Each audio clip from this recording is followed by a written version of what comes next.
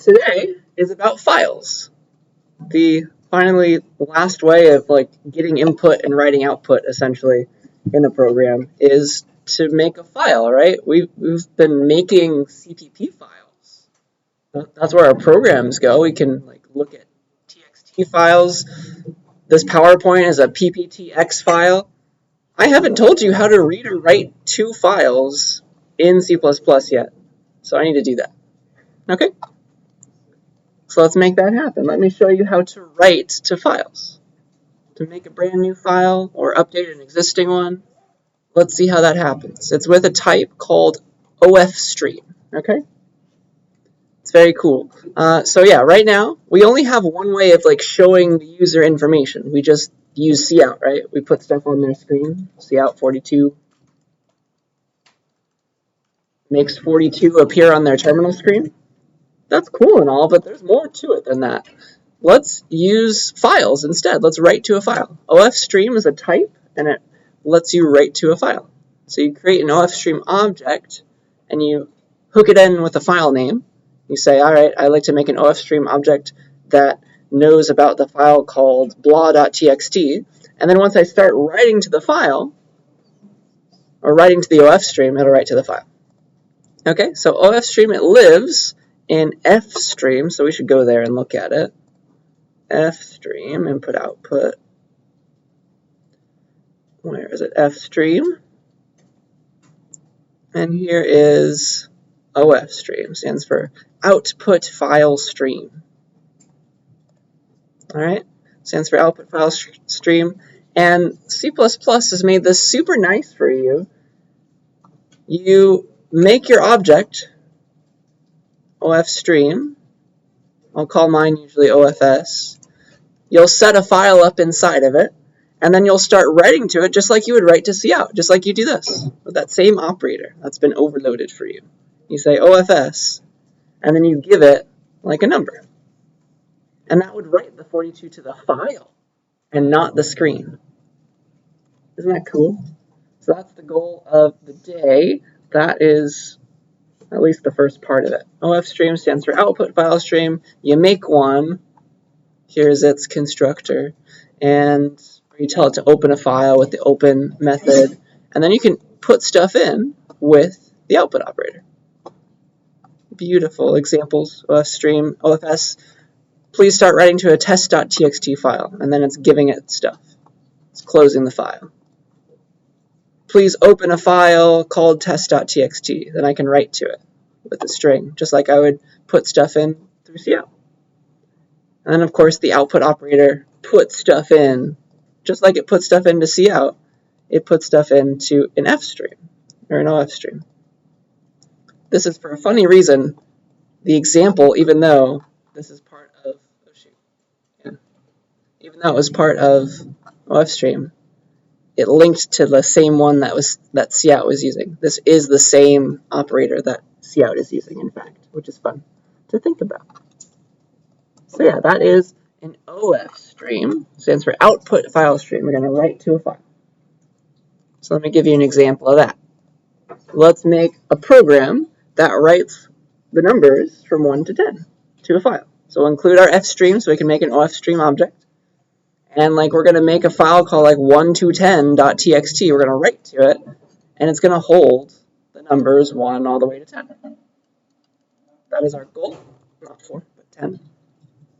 Okay, so let's make that happen. Let me pull up my notes. This is lecture 19, right? Yeah.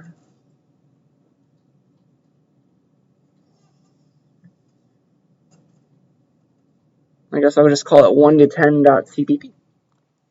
That was the name I picked last time. So 1to10.cpp. I'm going to include FStream. And here's what I'll do. I will make an OFStream object. Just say that it exists. Okay. OFStream OFS. There's an object. I can give it a file name and it'll start writing to that file. Okay. So now I need to open the file with the open method. Okay, open the file name, the string that we want to write to. So you can either use the constructor to an OF stream, or you can use the .open method. I'll show you that way first. So you can say ofs.open, and I'll call it 1to10.txt. That's the file I'm going to be writing to. So that's one way to do it. The other way to do it is this. You just say, all right, OF stream, OFS, and then you use the constructor. It can take the file name. You don't have to do it separately. 1to10.txt. And so this line is equivalent to these two lines. They're all the same. So these two lines are equivalent to the above line. One way or another, you're going to have to give the name of the file to your OF stream object, either with an open method or just give it in the constructor. Either way.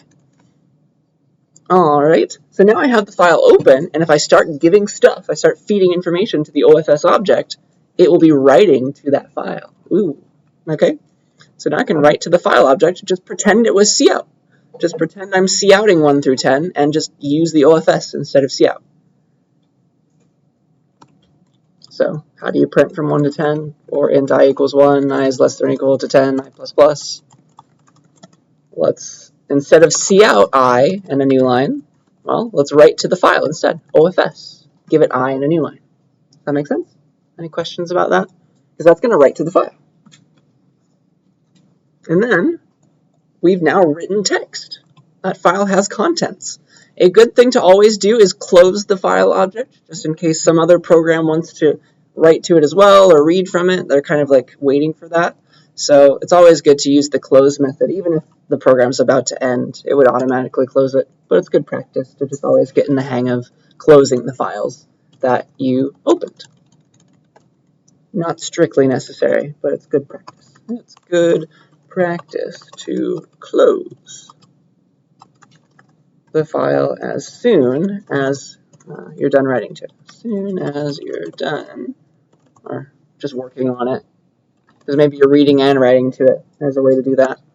So you say ofs.close, just like you said ofs.open. Okay, and so that's the full program. Open the file. That's the name I want to use. Write to it. Pretend it was cout. Close it. This is a nice, easy topic after pointers and classes. That's why I saved it. 1to10.cpp, 1 to 10. So, all right, I have my CPP file. I have my executable program. When I run this program, it's going to create this file, 1to10.txt, and write 1 to 10 in it. So here, let me run it. Boop. No output to the terminal, but look, there's that new file, 1to10.txt. It exists. And I can look at it. And just be like, hey, here it is, 1to10.txt. And what do you know? It holds the numbers 1 to 10. Yay. Beautiful. Are there any questions about that? OFStream is an object that is capable of writing to a file. The 1 to 10, like, is that a garbage? Like right next to CPP, 1 to 10 CPP? This? Yeah. That's the name of this program. And right next to that? This? Yes. That's the executable file. That's the one I run. Oh, okay. That's machine code. Yeah. Any other questions? All right. Yeah. So it's a good idea to close that file, even though it will be closed for you at the end of the scope. And by that I mean the closing brace. So this is where all of those local variables, OFS was a local variable, it would have gone away. So it would have been automatically closed. But say you were going to do some extra stuff down here that would have taken a while, and you didn't need to write to the file anymore. That's a good idea to just close it once you're done. All right, that's the idea. And so the end of the scope is the closing brace, the nearest closing brace. All right, so that's pretty fun. What do we think happens if I do this again? What happens if I run the program again? What do we think would happen? I think there's two logical options. Do we think the file gets longer? Maybe it writes 1 to 10 again? That's one option. The other option is it just like creates, it just clobbers what was there and overwrites the file with something new. So let's see what happens. So right now, the contents, if you just want to print out a file to the terminal, you use the cat command. It stands for concatenate. It's kind of cute. So now it just holds 1 through 10. If I rerun this program and I look at the file again, it still holds 1 through 10. So it's going to overwrite. OFStream is overwriting the file. It's going to replace whatever was there if it already exists. Okay, that's one thing to worry about. But that's not the only way it has to happen. That's just the default way. All right. If you would like to add to the end of an existing file or create it if it doesn't exist anymore, then you can do what's called append. Appending means add to the end. So if you rerun that program like I did, it's going to overwrite the contents. It's going to keep replacing them. But sometimes that's not what you want. You just want to add to what was there to the end maybe. And that's what's called appending. Okay? So yeah, say that like you had this file and you wanted to add 11 to it. 1, 2, 3, all the way to 10. You wanted to come back in a new program, open the file again, and add like an 11. So what you do is you open the file with a special mode. Here's the mode. It's iOS base : app, which is pretty ugly, but that's just how it's got to be. App stands for append. Okay? So instead of opening like this, there is a default second parameter that is like overwrite mode. We want to change that default overwrite mode to append mode. Okay? So here is open. Let's go back to opens page. There it is. Sorry, couldn't find it. And so here is the open mode. By default, it's this out mode, which is overwrite. We can make it append app. So I'll make it that one. And that's how we'll open the file. So let's call this append.cpp, I guess. So here's how we'll do it. We will open the file. We'll say ofs.open, and then rewrite that .open, and then you give let's see, you give the file name as usual, and then that second parameter becomes iOS _base : app. Okay, and then you could be like OFS, give it 11, and then it'll put 11 at the end of the file. Okay, that's what appending is all about. Does that make enough sense? That's just how we'll do that. So let's see. Yeah, let me just steal this code and make a new file. Append.cpp. So I'll get rid of all this, and we'll open it with append mode. So it's iOS base : app. There it is. And so now it's opened in append mode. I can write to the file by writing to OFS, and let's write 11. And then you should always close that file. All right, so watch what happens. Append.cpp. So current contents of the, oh, what's a good way to do it? Let's do it like this. Current contents of the file. Here I'm about to run the append program. So I ran it. And what do you know? It's got an 11 there at the end. Yeah, it didn't clobber what was there because this file only wrote 11. It just took what was already there and added to the end. That's what appending is all about. So if I run it again, it's going to add another 11. Boop. There's another line with another 11 on it. And you can do this all day long. Okay, now I have 3 11s at the end of this file. Are there any questions about that? That's just append mode. That's what it means. Write to a file in append mode, so you add to the end. Let's see here. Are we good with that? This is so nice, right? So much better than pointers. It's all very nice and logical. So yeah, let's keep on going then. How do I want to do this? I guess I'd like to teach you the reason why this works so similarly to cout. Like essentially couting to a file, kind of. The secret is that cout and OF streams what's called inherit from another type. And this is definitely a more advanced CSCI 41 concept. You'll read about it in your book if you want to, but there's a chapter in there that I don't think I require, but it's called inheritance and allows you to share functionality. So cout and OF streams are just sharing the same output operator functionality. Okay? This is going to be interesting to talk about. So cout is an O stream, by the way. Cout's type. I've never told you the type of cout. It's been declared for us, right? Cout's type is an O stream. Let me prove that to you. So where does cout live? It lives in IO stream. And then here's cout. It's an object. Its type is O stream. Look at it. Secretly, the type of cout is what's called an O stream. And an OF stream derives from the O stream class. So there is some stuff going on there, some similarities going on there. So an O stream. What is an O stream? So that's what cout is. An O stream is just anything that you can write to. It's an output thing. You can use this output operator on it.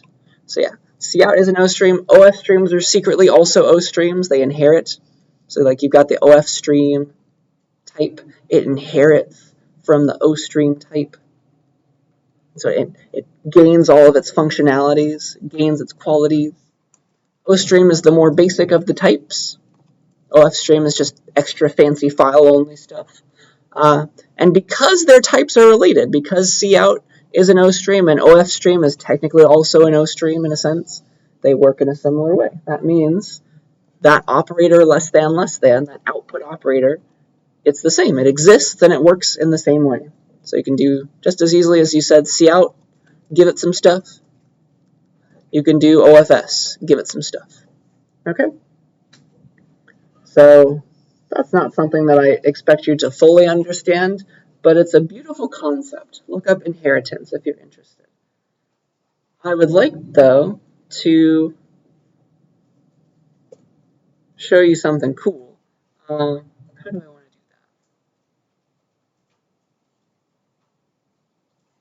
I guess I'll just overwrite. That's fine. So let me show you the power of O streams. I'm going to write a function that takes an O stream, by reference, because why not? Takes an O stream and it writes either to cout or to a file. So this will be the declaration of the function. It will be called write 1 to 10. It takes an O stream. Remember that cout is an O stream, and every file is also an O stream. So I can call my function with cout as an argument. I could also call it with OFS as an argument. Okay. So inside of this function, I'll just write to OS, whatever that is, because it has this operator, and it will write to whatever O stream I provided. So I can just as easily say write from 1 to 10 with an OF stream object, or I can say write from 1 to 10 with cout, because then it'll write to the terminal screen. Won't that be fun?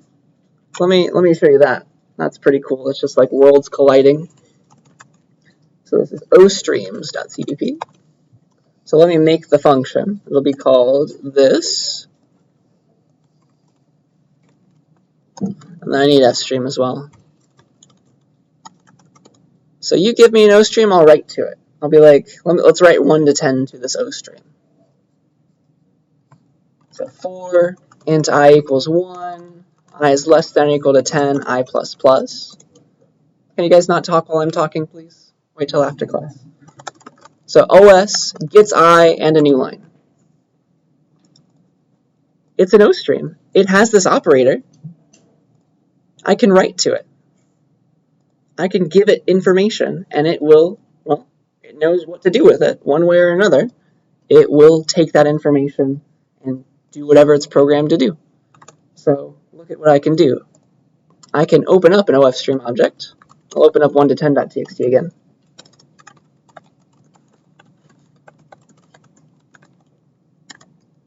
So now I have a file, and I can call this on my file, right, from 1 to 10 with OFS. An OF stream is an O stream. This will work just fine. So it'll write 1 to 10 to the file. because OS will secretly get translated into like OFS, right? It'll be a reference to that same thing. So that's fine. That'll write 1 to 10 to my file. Let's watch that happen.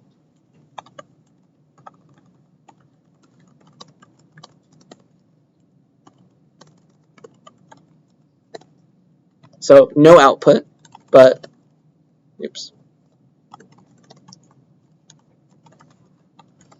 1 to 10.txt appears, and I wrote 1 to 10 to it. If I change this for a split second, blah, and I rerun it, it's going to overwrite the file. Oops. Oh gosh, no.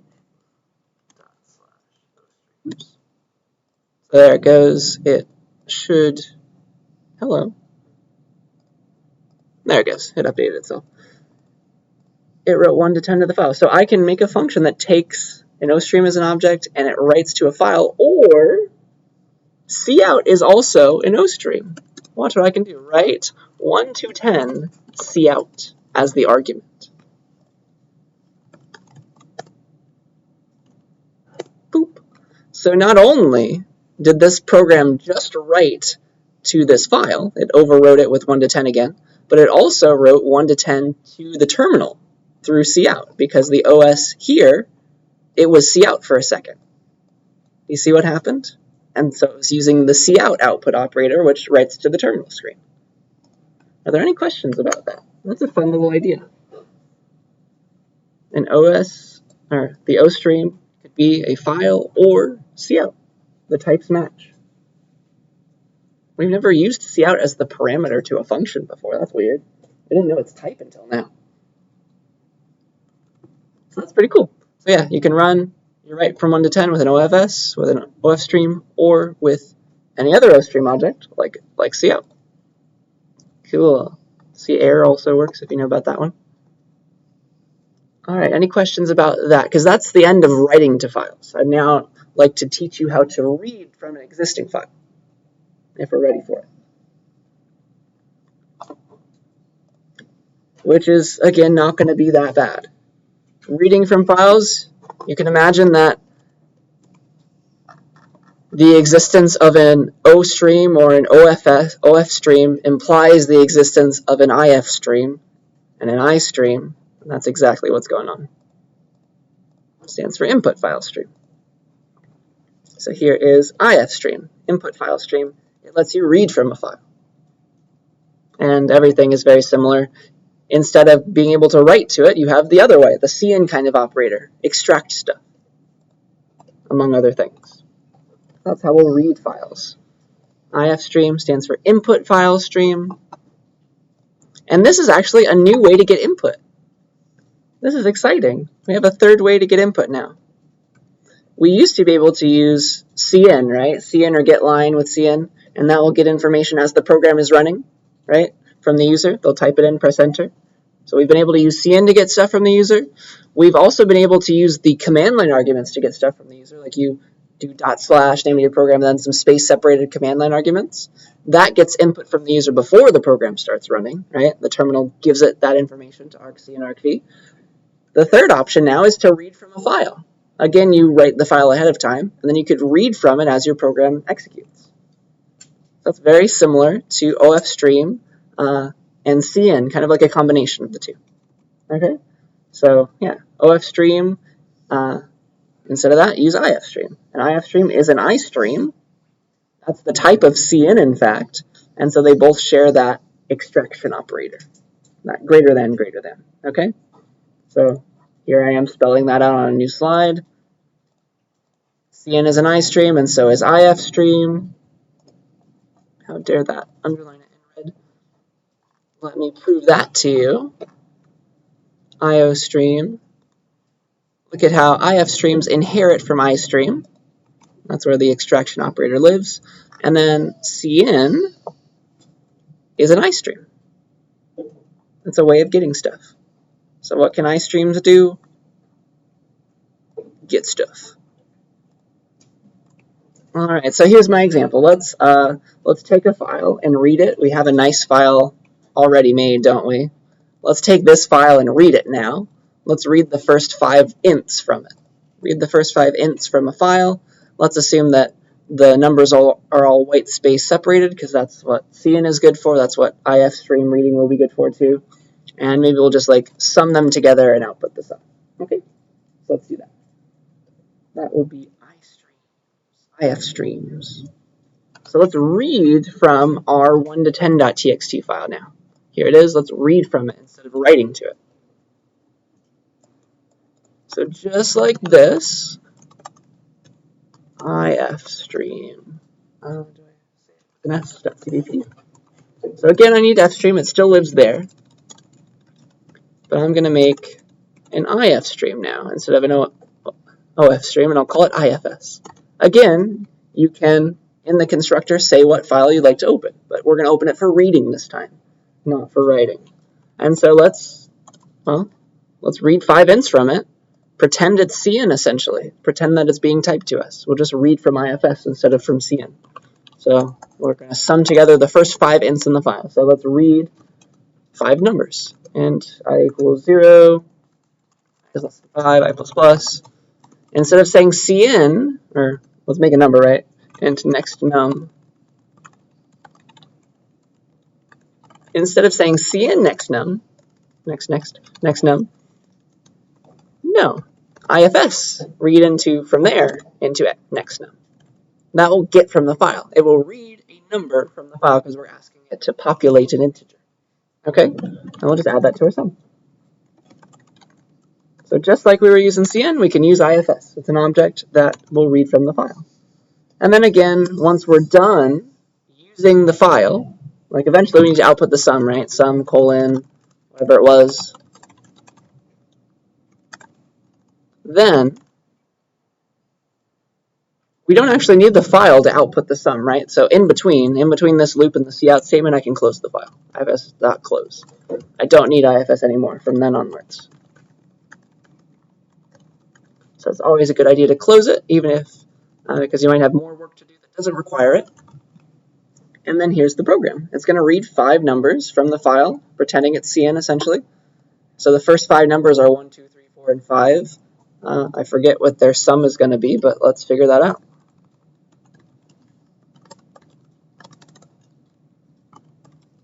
So open up the file, read 5 ints from it, sum them together, and apparently the sum from all the numbers from 1 to 5 is 15, and that makes sense because it's 6 times 5 over 2. Yeah. So that's 5 times 3. 15. Are there any questions about this? IF stream. It's kind of the opposite of OF stream. It's similar to CN, just like OF streams were similar to CN. But now we have a file that we're working with.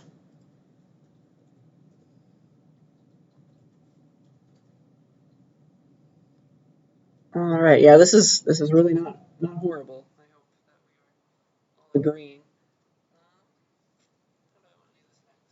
So this program read 5 numbers from the file, but what if the file was arbitrarily long? What if it had 100 numbers? What if it had 1,000,000 numbers and I didn't know? How could I read all of them? That's the next logical question to ask, and so here's how you might do that. So I've actually given you this in a lab before. I'm going to teach you why it's true. Remember I did in a lab, I said like while CN or while get line, while CN get the next character or something. I'm going to teach you why that syntax works in a lot of words. So yeah, if you'd like to read until the file is over, here are some ways to do that. Because you want to read the entire contents of the file. The question is, how do I know when there are no more ints left? Or how do I know when there's no more characters left to read? Or strings, or whatever you're trying to read into? How do you know when to stop reading? And the answer is a very weird thing. Any iStream object, so your IFSs, your CNs, they can be converted to a Boolean value, which is very odd to think about. So just like you can say if 42 and that gets converted to true, if you say if IFS, the IFS object itself will be converted to true or false, which is odd, but it's very useful. That Boolean value tells you whether or not the file object is still okay. And it's true if it's still okay to be read from. That's what it's trying to say. It's trying to tell you whether or not it can still be read from. So IF streams stop being true once you've hit the end of the file or tried to read past it. The end of the file is a special place that the computer knows about. We can't see it as a human, but it can notice when it reached it. The IFS can tell. And so it makes itself false so that you don't try and read again. That's the idea. You can also check whether or not the IF stream has hit the end of the file with the .eof method. EOF stands for end of file. So that is here. And I think the EOF, there it is, EOF returns true or false, whether or not we've hit the end of the file. End of file is reached. So that's one thing that you can do. So EOF stands for end of file. It will return either true or false, unless it'll return true if it's tried to read the end of the file, or false otherwise. So yeah, with all that in mind, just use IFS itself as a condition of either an if statement or a loop. Then you can do this, you can chain it. So here's the fun thing that you can do with all this knowledge. If you say this, if you read from IFS into something, you say IFS gets something, this evaluates to, after it gets the thing, puts it into S, whatever that was, this whole expression evaluates to just IFS. Ooh. So this becomes IFS once it's read, and then IFS will transform itself into a Boolean, and that will tell you if that read operation that you just put inside of maybe a condition succeeded or not. Okay? So all that together, in sum, if you do this in a while loop, it will read everything from the file.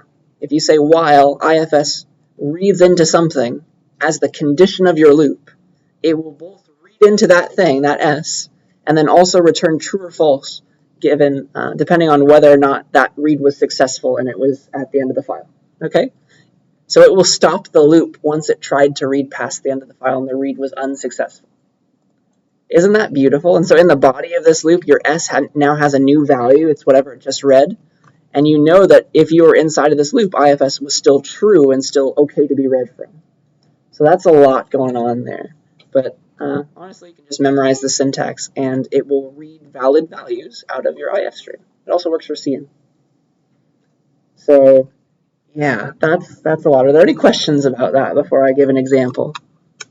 There are a lot of words to get there, but that chain of logic gives us this beautiful statement. It's a very idiomatic thing to do in C++, until the end, just like that. Okay? So, yeah, let's do this. Let's make this program. Let's sum all of the numbers in the file. Everything that's there. And so we'll figure out once it's done, right? It will tell us once it's done. Let's sum all the numbers in the file. This is not good enough. This only sums the first 5 numbers. Let's do everything. Sum everything.cpp. So instead of having a for loop like this, let's change this into a while loop. So int next num. And so here's how you'll read this idea.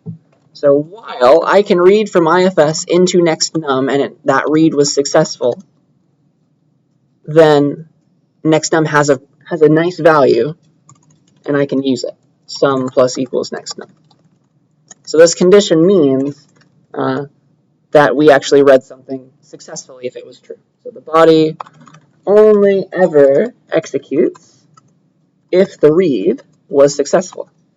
So if it hit the end of the file or something else bad happened, like the file didn't exist or something, I don't know, then it would not hit the body. It would immediately become false and stop the loop.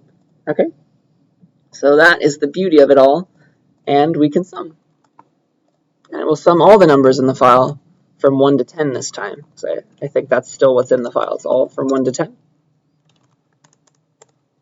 Let's confirm that. cat1 to 10.txt. Yeah, it stops at 10. So, all right, / sum everything. The sum of all the numbers from 1 to 10 is 55, because that's 11 times 10 over 2, so 11 times 5. Yes, that is correct. So it's reading everything. This reads everything until the end of the file, until IFS becomes false. Does that make enough sense? I know I've shown you the syntax before, but hopefully it's a little bit less magical now.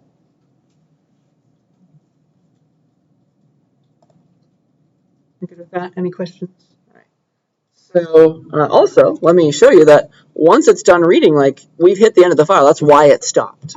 So you can print and see like, oh yeah, ifs.eof, that does return true now that I've hit the end of the file.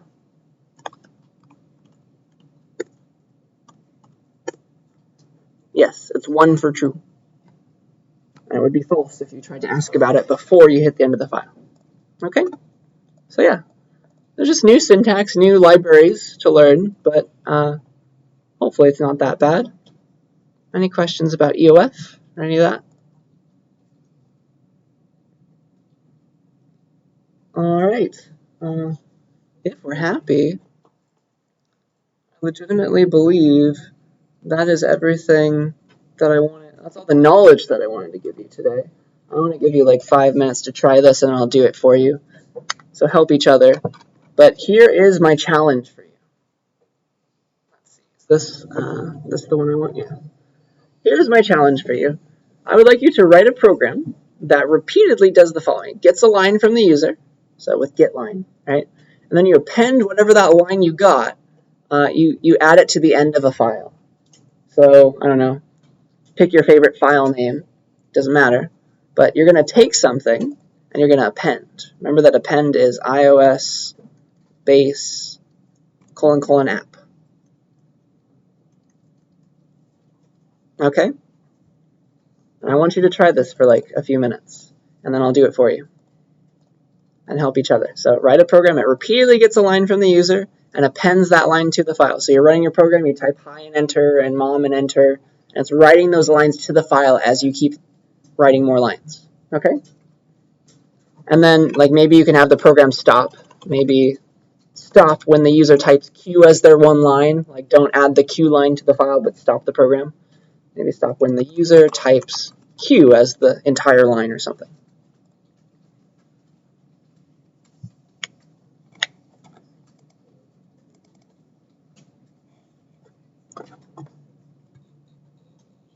So to make it easier on you, let me give you the appending file that I talked about.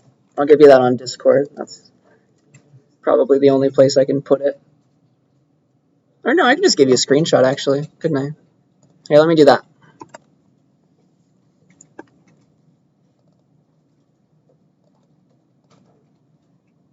Here's the append file.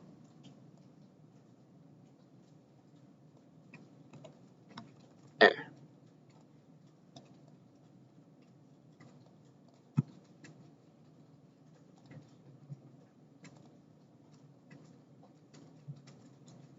And ask me questions if you have any. So try to repeatedly get a line from the user, like you're asking the user for a new line. They type hi, and then it adds it to the file. Okay, now the file has hi in it at the end. Then they type mom, and now it has mom in it too. Then they type blah. Now it has blah in the file. And then you type Q, and maybe your program's done, and that's the contents of the file. But if you run it again, it'll start adding to the end. You rerun it, and you say, I don't know, hello, and then Q. It will open up the file and add hello at the end. And then quit. I'll give you a few minutes to try that.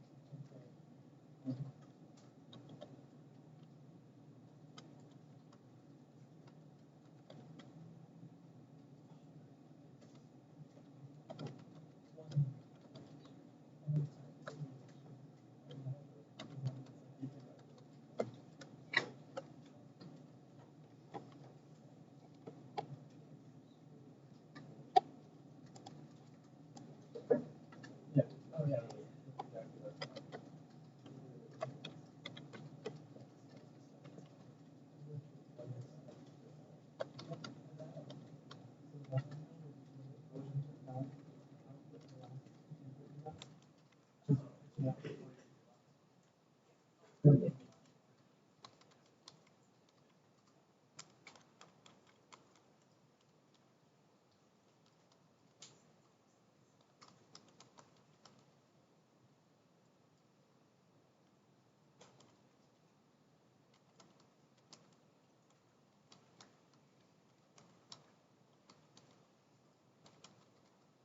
another minute or so, and then I'll do it for you and show you my answer.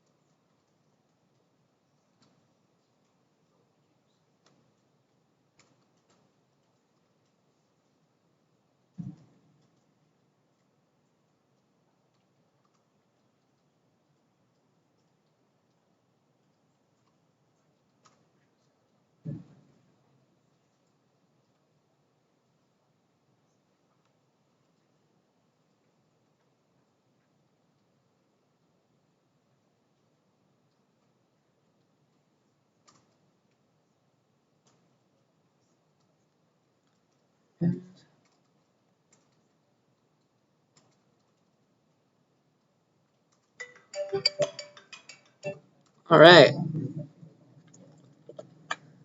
So let us take a look. Let's see how this is going to be done. Anybody get it working? Any questions that came up as we were doing it?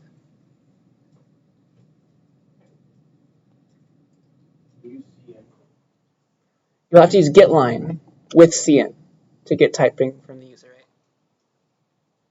So repeatedly get a line from the user, that would have to be a getLine call.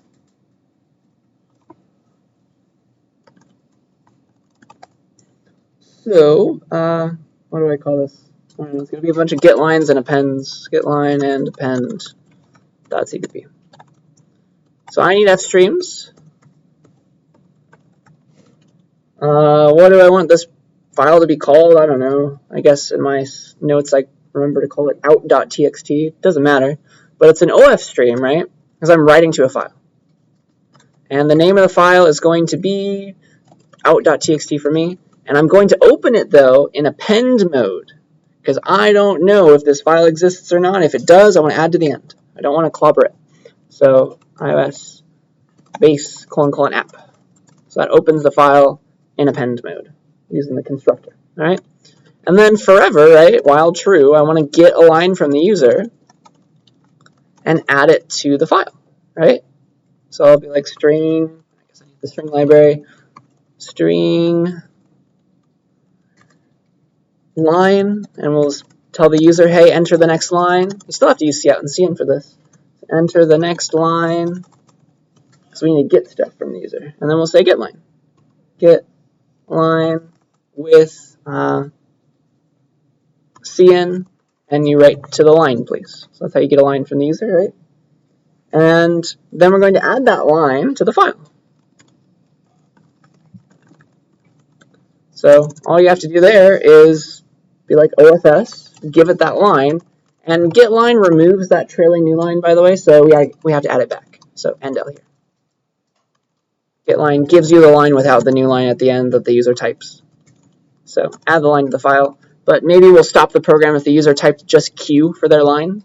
So if it's Q, let's stop. Just the string Q, then we'll break. That'll stop this loop, and then we're done writing to the file. Otherwise, we're going to add the next line, forever and ever. Okay, and then I'm done with OFS, right? I'm ready to close it, ofs.close, and I'm essentially done with the program too. So I think that should do it. Are there any questions about why this is the answer? open up a file, repeatedly get a line from the user, add it to the file. Append it though. Don't just overwrite.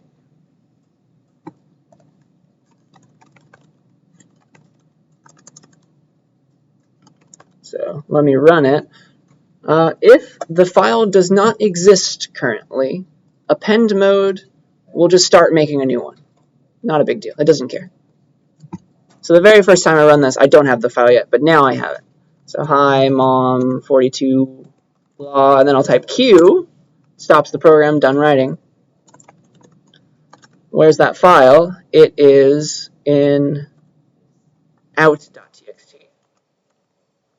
And there it is. There's the stuff that I put in it. If I rerun the program, it's going to append, right? More stuff. Q. Now the file, once it decides to reload itself, has those lines. Okay, and you can keep running it all day long. 1, 2, 3, Q.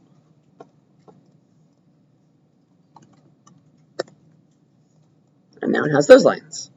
So yeah, it's just a way to add stuff to the end of the file really quickly. Yes?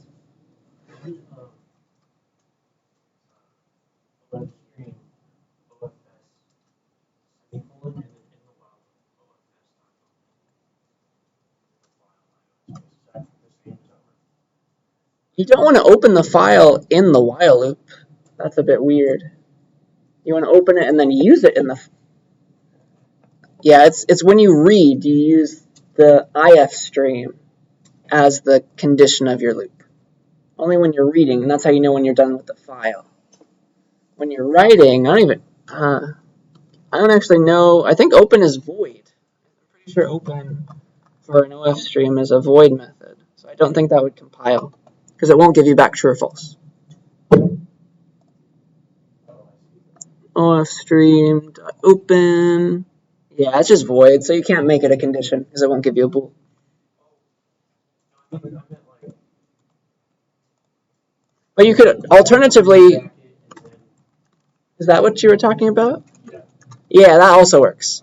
So I was just using it without. Either one works. The constructor calls open for you because, like, why would you make this object if you weren't going to open something? Yeah, so that's equivalent to this call right here. Just make the OF stream OFS, and then as the constructor parameters, you can give that. Oops, let me spell equivalent properly. There you go.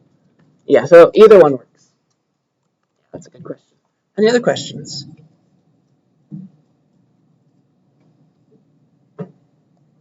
So that's the program. Don't forget to close your file. I want to get you in the habit of doing that. But if we're good, I think that is all of the lecture content that I want to show you for now. We'll finish this up next time with some more cooler examples. I have some fun stuff for us. But before I let you work on your stuff, let me release your next lab. So this will be lab 6. It will be due a week from now. So you have one due this week, right? Yeah. So here's a new one. Lab 6.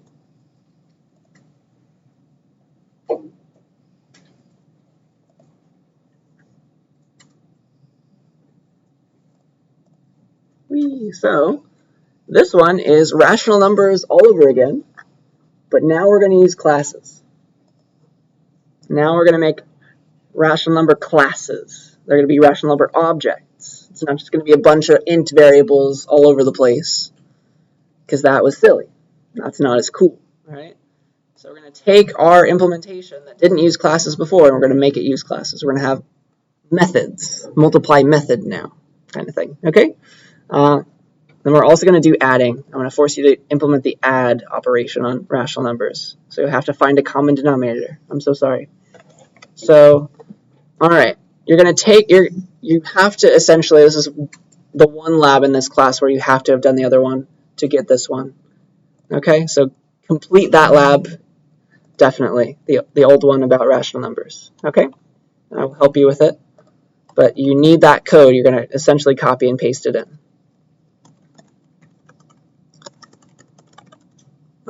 start code 40. Where's lab? Lab 6. Boop. So here are your 3 files, rationals.h, rationals.cpp, and a test file. So yeah, take a look at rationals.h. That's the declaration of the rational class. So vim rationals.h. Here is your rational class. Every object of the rational class's type represents a fraction with a numerator and a denominator. Those are your member variables now. Isn't that nice? Here are the things that you'll need. You'll need a constructor to initialize a rational number with a given numerator and denominator. There's your toPrettyString. It's now a method. You're going to multiply 2 rational numbers, this time with operator star, and then you can also add 2 rational numbers. Again, it's going to be a method, so you only need to take the other one that you want to multiply, because you'll multiply it with yourself. There's always the concept of yourself, who you're being called on, right? And then simplify is a void method. That's a private method. We don't want the user to be able to simplify anything. We should just always give back a simplified fraction. So we're going to call it ourselves in the implementation of the class, but the user doesn't get to use this method. Only we do. All right? So that's numerator denom. That's what a rational is all about. And you will implement all of those member functions in rationals.cpp. Okay? All the secret implementation, all the secret implementation stuff goes here. Right? So here's the constructor. You better set the numer and denom member variables to whatever n and d are. And you should also simplify. Right? You have a simplify method, you should call it on yourself. Then here's toPrettyString. It's just a parameterless method now because it's always you. It's being called on you implicitly. And it gives back a string as usual. You just paste your code in there essentially. Const stuff. And so you'll return that string like you did last time. Multiplication, essentially the same thing. You're returning a brand new rational number using yourself. You're multiplying your own numerator and your own denominator into the other's numerator and their denominator. Okay, so you're returning a new rational object though. So numer2 is like other.numer, etc. So you'll copy and paste your code essentially, but you'll have to fix it up a little bit. 0, 0. Here is all of that. Here's GCD again. That's useful for simplify. You'll be implementing simplify. Operator plus, you'll give back a new rational number. That's the result of adding the current object with the other. Here is how you add rational numbers, right? You have to find a common denominator. So it's going to be AD plus BC over BD if you want to add these two. And then, of course, you'll simplify, but you'll automatically simplify in your constructor. So just form this rational number, use the constructor to build it, and it will just automatically simplify it for you. That's addition on rational numbers, operator plus. And then finally simplify. You'll use GCD all over again, but now you're touching your own member variables, right? The simplify method has all those same cases. You can copy and paste your code more or less exactly. It's just it takes no parameters because it's operating on you, your current object, which has, of course, a numerator and a denominator. All right. Are there any questions about any of that? So that's the class. Now we're turning rational numbers into a class with a constructor with fancy operators and things. And here are my tests. Get those working. That's test.cpp. So here's how I'm making rational numbers. So check this for the syntax if you're having trouble with it. So here I make a rational number with this numerator and this denominator. It's supposed to automatically simplify it when you use the constructor. So .toPrettyString should be giving back this, right? That's -1/22. And then here's a times. You make 2 rational numbers with the constructor. Cool. Then we multiply them together. R1 times R2, which is secretly going to call R1 dot operator star R2, right? And so the result should look like this. It should be simplified. That's the result for multiplying. And here's the result for adding 2 fractions. Look at how beautiful it becomes with those operator overloading things. You can just say R1 plus R2 and it adds your rational numbers together. That's so nice. So you find your common denominator, and this is the fraction that should result from adding this one to this one. Okay? Any questions about any of that? So those are my tests. Get those passing. Should be a lot of pasting your old code though. We good with that? Because the final step is you writing your own tests. You'll make 2 more tests in the same kind of manner. You can more or less, you can steal the tests that you made for the other one, for your other lab, if you'd like to. But yeah, you must write 2 more tests in the same style. Add them to the end of the main function. Just call assert true twice more, as usual, and then that's it. Okay? So you're touching not the header file, but the implementation file of the rational class, and then the test file, because you're adding your own tests. Okay? So that's what you'll be turning in. So rational numbers, this time, using classes. Yay. Any last questions about any of that? All right, I think that is officially all that I have for us. Don't forget about the midterm.